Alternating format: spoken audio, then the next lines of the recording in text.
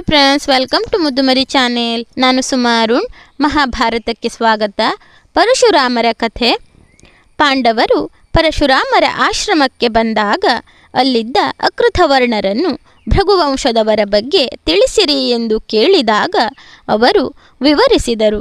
ಹಿಂದೆ ಕನ್ಯಾಕುಬ್ಜದಲ್ಲಿ ಗಾದಿ ಎಂಬ ಅರಸನಿದ್ದನು. ಅವನಿಗೆ ಸತ್ಯವತಿ ಎಂಬ ಮಗಳಿದ್ದಳು. ಭೃಗುವಂಶದ ರುಚಿಕನು ಗಾದಿರಾಜನು ಕೇಳಿದ ಮೈಯೆಲ್ಲ ಬೆಳ್ಳಗಿರುವ, ಕಿವಿ ಕಪ್ಪಾಗಿರುವ ಕುದುರೆಗಳನ್ನು ವರುಣನಿಂದ ಕೇಳಿ ಪಡೆದು ತಂದು ಕೊಟ್ಟನು. ಗಾದಿರಾಜನು ಸಂತಸದಿಂದ ಮಗಳ ಮದುವೆ ಮಾಡಿದನು. ರುಚಿಕನ ತಂದೆಯಾದ ಭೃಗು ಮಹರ್ಷಿಗಳು ಸೊಸೆಯನ್ನು ಕಂಡಾಗ ಬೇಕಾದ ವರವನ್ನು ಕೇಳು ಎಂದರು.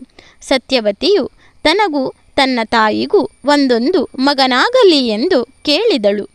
ಅವರು ವಿಶಿಷ್ಟವಾದ ಚರುವನ್ನು ಕೊಟ್ಟು 2 ಭಾಗವನ್ನು ಬೇರೆ ಬೇರೆಯಾಗಿ ತೋರಿಸಿ, ನೀನು ಔದುಂಬರವನ್ನು, ನಿನ್ನ ತಾಯಿ ಅಶ್ವತ್ಥವನ್ನು ಆಲಂಗಿಸಿ ಸ್ವೀಕರಿಸಿರಿ ಎಂದರು.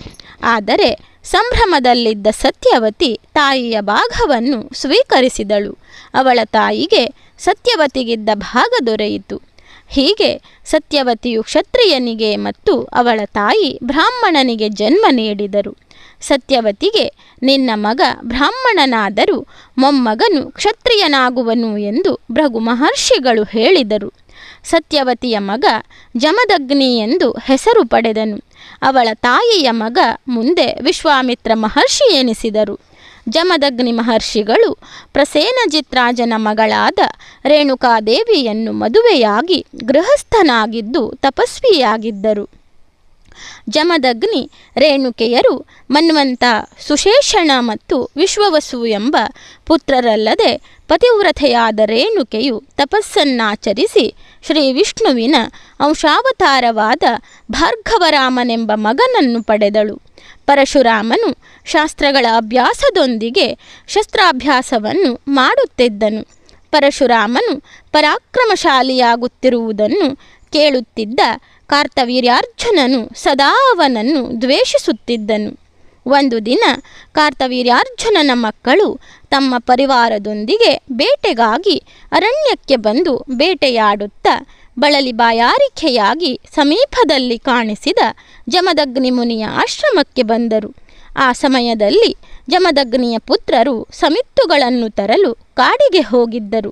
ಆ ಸಮಯದಲ್ಲಿ ರಾಜಕುಮಾರರಿಗೂ ಪರಿವಾರಕ್ಕೂ ಜಮದಗ್ನಿಯು ತಮ್ಮ ಆಶ್ರಮದಲ್ಲಿದ್ದ ಸುರಧೇನುವಿನ ಸಹಾಯದಿಂದ ಅಮೃತಮಯವಾದ ಭಕ್ಷ್ಯಭೋಜ್ಯಗಳಿಂದ ಉಪಚರಿಸಲು ಧೇನುವಿಗೆ ತಿಳಿಸಿ ತಾನು ಧ್ಯಾನಾಸಕ್ತನಾದನು. ಧೇನುವಿನಿಂದ ಸತ್ಕರಿಸಲ್ಪಟ್ಟ ರಾಜಕುಮಾರರಿಗೆ ಇಷ್ಟು ರಾಜವೈಭವದಿಂದ ಮಾಡಿದ ಉಪಚಾರವನ್ನು ಅರಣ್ಯದ ಆಶ್ರಮವಾಸಿಗಳಿಂದ ಹೇಗೆ ಮಾಡಿಸಲು ಸಾಧ್ಯವಾಯಿತು? ಇದೆಲ್ಲವೂ ಸುರಧೇನುವಿನ ಪ್ರಭಾವ.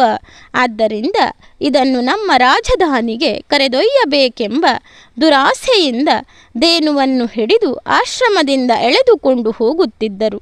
ಆಗ ಹಸು ಕರುವಿನೊಂದಿಗೆ ಕೂಗಿ ಅಳತೊಡಗಿತು.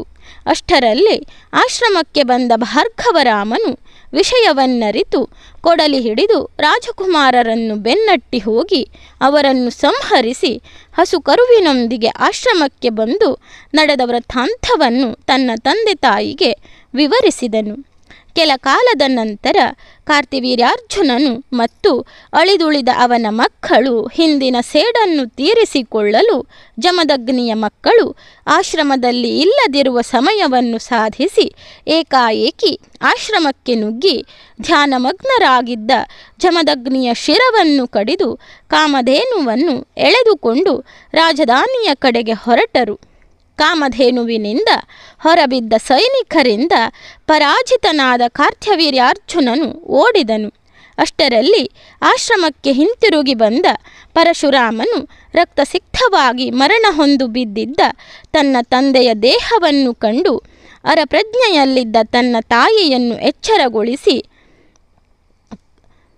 ತಾಯಿಯಿಂದ ಆ ಕಟುಕರು ನಡೆಸಿದ ಕಠೋರ ಕೃತ್ಯವನ್ನು ಕೇಳಿ ಪರಶುರಾಮನು ಸಿಂಹದಂತೆ ಘರ್ಜಿಸಿ ತಾಯಿ ಪಾದಗಳಿಗೆ ವಂದಿಸಿ ತನ್ನ ತಂದೆಯನ್ನು ಕೊಂದ ಕ್ಷತ್ರಿಯರ ಕುಲವನ್ನೇ ಭೂಮಂಡಲದಲ್ಲಿ ಇಲ್ಲದಂತೆ ನಿರ್ಮೂಲ ಮಾಡಿ ಅವರ ರಕ್ತದಿಂದ ತಂದೆಗೆ ರಕ್ತ ತರ್ಪಣ ನೀಡುವುದಾಗಿ ಶಪಥ ಮಾಡಿ ತಂದೆಯ ದೇಹವನ್ನು ತನ್ನ ಸಹೋದರರಿಗೆ ಒಪ್ಪಿಸಿ ಬಿರುಗಾಳಿಯಂತೆ ನುಗ್ಗಿ ಕಾರ್ತಿವೀರ್ಯಾರ್ಜುನನ ಎದುರಿಗೆ ಬಂದು ನಿಂತನು.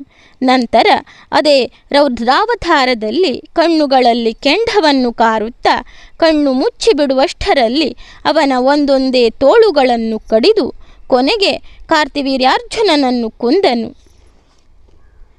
ರುದ್ರಾವತಾರ ತಾಳಿದ ಪರಶುರಾಮನು ತನ್ನ ತಂದೆಯನ್ನು ಭರ್ಭರವಾಗಿ ಕೊಂದ ಕ್ಷತ್ರಿಯರ ಕುಲವು ಭೂಮಂಡಲದಲ್ಲಿಯೇ ಉಳಿಯಬಾರದೆಂದು ನಿರ್ಧರಿಸಿ 21 ಸಾರಿ ಭೂಪ್ರದಕ್ಷಿಣೆ ಮಾಡಿ ಕೊನೆಗೆ ಭೂಮಂಡಲದಲ್ಲಿ ಕ್ಷತ್ರಿಯರ ರಕ್ತದ 9 ಮಡುಗಳನ್ನು ಸ್ಯಮಂಥಕ ಪಂಚಕವೆಂಬ ಕುರುಕ್ಷೇತ್ರದಲ್ಲಿ ನಿರ್ಮಿಸಿ ತನ್ನ ತಂದೆಗೆ ತರ್ಪಣವನ್ನು ಕೊಟ್ಟನು. ಅಕೃತವರ್ಣರಿಂದ ಪರಶುರಾಮರ ಕಥೆಯನ್ನು ಕೇಳಿದ ಪಾಂಡವರಿಗೆ ಸಂತಸವಾಯಿತು. ಧನ್ಯವಾದಗಳು ಸ್ನೇಹಿತರೆ. ನನ್ನ ವಿಡಿಯೋಗಳೆಲ್ಲ ನಿಮಗೆ ಇಷ್ಟವಾಗ್ತಾ ಇದ್ದರೆ ನನ್ನ ಮುದ್ದು ಮರಿ ಚಾನಲನ್ನು ಸಬ್ಸ್ಕ್ರೈಬ್ ಮಾಡದೆ ನೋಡ್ತಾ ಇರುವವರು ದಯವಿಟ್ಟು ಸಬ್ಸ್ಕ್ರೈಬ್ ಮಾಡಿ, ಆಲ್ ಅಂತ ಸೆಲೆಕ್ಟ್ ಮಾಡ್ಕೊಳ್ಳಿ, ಶೇರ್ ಮಾಡಿ, ಲೈಕ್ ಮಾಡಿ, ಕಮೆಂಟ್ ಮಾಡಿ.